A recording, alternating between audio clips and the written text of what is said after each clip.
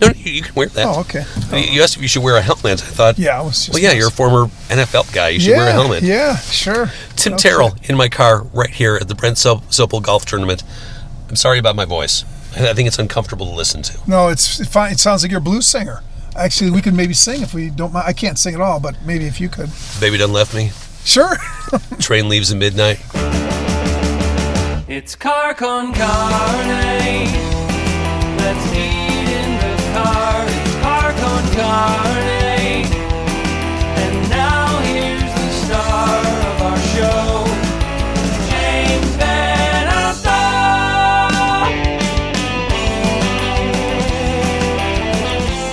Look at you. Rock and roll ain't noise pollution, a little AC/DC, a little bluesy. Oh, God, I love it. Hey, is that the kind of stuff you used to listen to in the locker room? Oh, for me, yes. Like absolutely. Like the hard rock stuff or the metal stuff? Hard rock. AC, I never cheated on AC. Actually, I met the band in 1987 in Wembley Stadium. We stayed at the Wembley, and they stayed at the Mayfair Hotel. I met the lead singer in the hotel, and we've been friends ever since. Really? Unbelievable. You talk about a guy you need to interview. Brian Johnson, the lead singer, is the best interview, the funniest guy you'll ever meet. I don't doubt it. AC/DC, to me, and I've told this story before, but growing up in the suburbs of Chicago, listening to those albums, listening to the Bon Scott albums, and then, Back in Black forward, AC/DC gave nerdy kids hope. Because here are these not necessarily handsome guys singing songs about getting laid. And it seemed like they were really effective in their quest. I thought, well, if those guys can do it, maybe I can do it. I never looked at it that way, but I like it. And let's be honest, the best riffs in rock history. No, there's no question. I'll tell you, I could name off, and I won't do it, but I can name off over 100 songs probably. I'm a stalker AC/DC fan, so don't get me started. I'm getting you started because I love AC/DC. My favorite song by AC/DC, not a conventional favorite, not even a nearsighted favorite, What's Next to the Moon of Power Ridge. Good for you. That's a great tune. Because that has that thundering bluesy riff. Oh, phenomenal.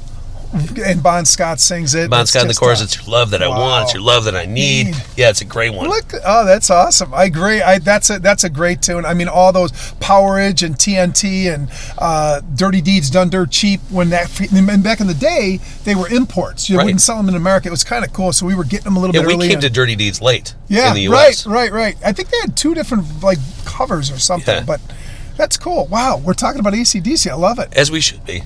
And I got a great story about how I meet those guys and they invite me to dinner literally the first night I met them today, and then so they finished their tour in LA. I was playing for the Rams. We were playing the Saints that afternoon, so they finished at the Forum 3 months after we played. It was a preseason game in Wembley, and so they toured and they finished their tour at the Forum, and we happened to play in the afternoon, 12 till 3, the Saints, and then they had a gig that night, and I went backstage, and I was literally like in Wayne's World when they get their tickets. Totally. I couldn't believe I'm backstage, and they're just being so nice to me, and I just. But it was a fantasy, a dream come true for me. Like so many things in my life have been a dream. Well, let's talk a little bit about your football career, because we dove right into talking about AC/DC. We didn't talk about all of your NFL experience. I think I associate you most with the Steelers, but that's just a part of the overall story. Yeah, well, real quickly, I came out of college, Harper. I had knee surgery in high school, went to a junior college. I got 12 offers out of junior college, 3 as a quarterback, 9 as a DB. I wanted to play quarterback, went to Northern as a quarterback, did well there. Our team did real well, and wasn't drafted, was a free agent, tried out for the Atlanta Falcons as a fullback. Dallas, Seattle, and Green Bay wanted me as a strong safety. I thought my chances, because I knew how to run the ball a little bit, was a fullback and special teams. Ended up making the team. By my second year, I was a captain of the Atlanta Falcons team. Went on to play 2 years there, 3 with the LA Rams, 1 with the Bills, and 2 with the Steelers as a fullback special teams guy. And just met some amazing people throughout the whole experience. And I was just surrounded by some amazing people that really taught me how to take advantage of an opportunity, and it was just a dream come true, and it continues. What was the high point of your career? There's so many of them. I'd say, honestly, when I met AC/DC, I'm playing in my 5th year, and I meet the band that I listen to every song before every high school, college, pros, and then all of a sudden I see Brian Johnson, and then I scored a touchdown at Wembley Stadium. That was kind of neat and kind of neat. That's badass. You know, it was cool. It was cool, and I was I was voted. I was an alternate in the Pro Bowl 2 years in a row. So getting recognized by your peers, and it's like, this is so amazing. I was just at every level for me. I never thought I could make it at that level until I got the chance, and then you're like, wow, I can do this, and it was really like.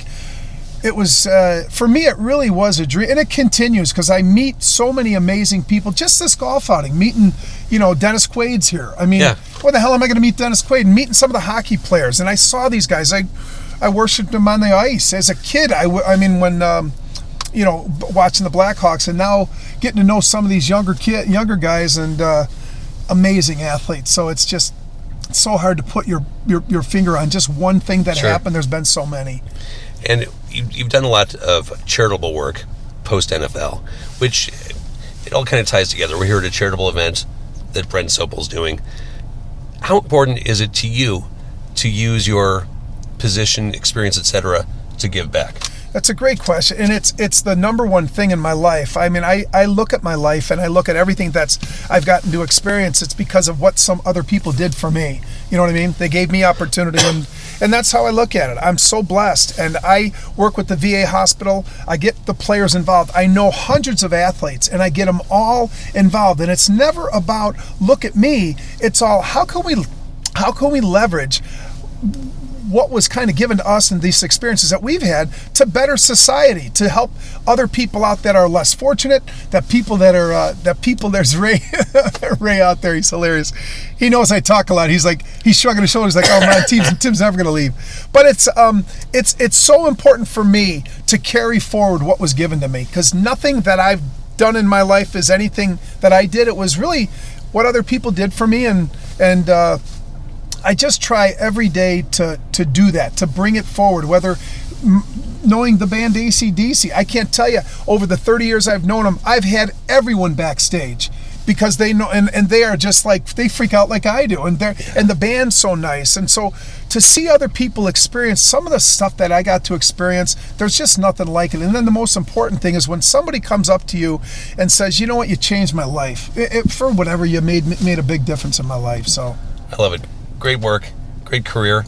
Pleasure talking to you. We're going to kill the recording now so we can put on, I don't know, Let There Be Rock. Yeah, you got it. You should have a drink on me. Or we'll do Brian Johnson era. We'll go for those about. No, we'll do Put the Finger on You. Sounds like a good one right now. I like it. I like the fact that you know that. For those about to rock, We Salute You is nice too. But you're right. You can't beat. Put the Finger. I love it. First tour I saw was at the Rosemont Horizon. It was 84. Flick of the Switch tour. 87 was Flick of the Switch. No. So yeah. Couldn't have been. No, Flick of the Switch came after For Those About to Rock. Well, yeah, it did. But For Those About to Rock came out in 81. Flick of the Switch was 87. That's what they were doing. I'm pretty sure. Or no, you're right. You're right, because it was Blow Up Your Video was 87. There you go. God bless you. I'm sorry, James. I'm impressed. That's awesome. We're besties now.